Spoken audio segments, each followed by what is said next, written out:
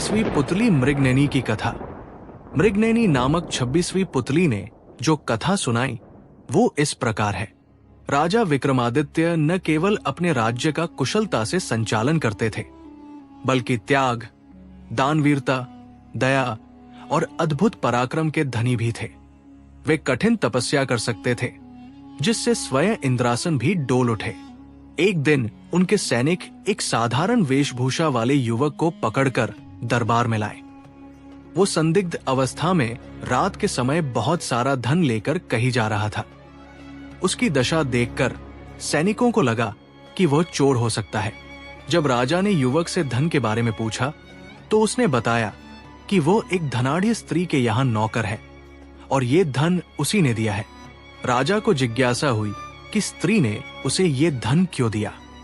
युवक ने बताया कि उसकी मालकिन का उससे अनैतिक संबंध था और उसने अपने पति की हत्या कर धन लेकर भागने की योजना बनाई थी। राजा ने मामले की जांच के लिए अपने सिपाहियों को भेजा।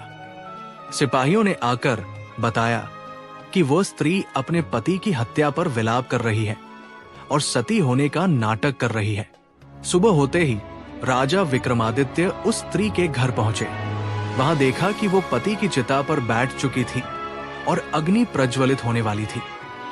राजा ने उसे रोककर सारी सच्चाई उजागर कर दी। सत्य सामने आते ही स्त्री भयभीत हुई, लेकिन फिर क्रोधित होकर बोली, राजा को मेरे चरित्र पर उंगली उठाने से पहले अपनी छोटी रानी के चरित्र की जांच करनी चाहिए। इतना कहकर वो बिजली की तेजी से चिता में कूद गई और जलकर भस्म हो गई। राजा के मन में संदेह जागा और उन्होंने छोटी रानी पर निगाह रखना शुरू किया। एक रात जब रानी महल से बाहर निकली तो राजा ने उसका पीछा किया। वो एक साधु की कुटिया में पहुंची, जहां राजा ने उसे साधु के साथ आपत्तिजनक स्थिति में देख लिया। क्रोध में राजा ने दोनों को वहीं मौत के घाट उतार दिया। लेकिन इस घटना के बाद राजा की मानसिक शांति नष्ट हो गई। उन्हें लगा कि उनके धर्म कर्म में कोई कमी रही होगी। तभी भगवान ने उन्हें ये दंड दिया। राजा ने राजपाट मंत्रियों को सौंप दिया और समुद्र तट पर कठोर तपस्या करने चले गए। उन्होंने समुद्र देवता का आह्वान किया, जिन्होंने प्रसन्न होकर उन्हें एक दिव्य शंख प्रदान किया। समुद्र देव ने कहा, जब भी कोई दैवीय विपत्ति आएगी, इस शंख की ध्वनि उसे दूर कर देगी। राजा विक्रमादित्य की घोर तपस्या से इंद्रलोक में हलचल मच गई। इंद्रदेव को भय हुआ कि विक्रम उनकी शक्ति छीन सकते हैं। उन्होंने विक्रम की तपस्या भंग करने के लिए तेज बारिश करवाई, जिससे पूरा क्षेत्र जलमग्न हो गया। लेकिन समुद्र देवता ने सारा पानी सोख लिया। फिर इंद्रदेव ने भीषण आंधी भेजी, जिससे विक्रम की कुटिया तहस-नहस हो गई। लेकिन उन्होंने शंख बजाया और आंधी शांत हो गई।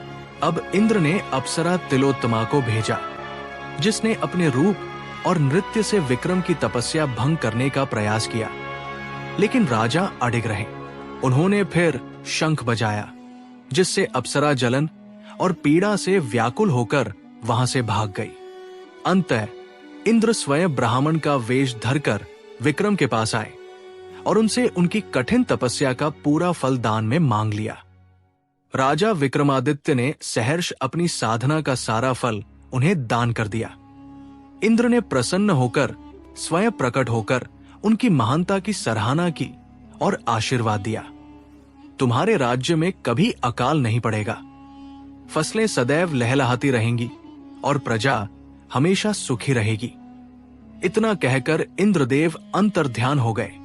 सीख, इस कथा से हमें ये शिक्षा मिलती है कि सच्चा तपस्वी वही है जो हर परिस्थिति में अपने धर्म और संयम का पालन करे। सच्चाई की राह कठिन होती है, लेकिन उसका फल अवश्य मिलता है। अगर आपको ये कहानी अच्छी लगी हो तो वीडियो को लाइक, शेयर और कमेंट करें और हमारे चैनल को सब्सक्राइब करना न भूलें।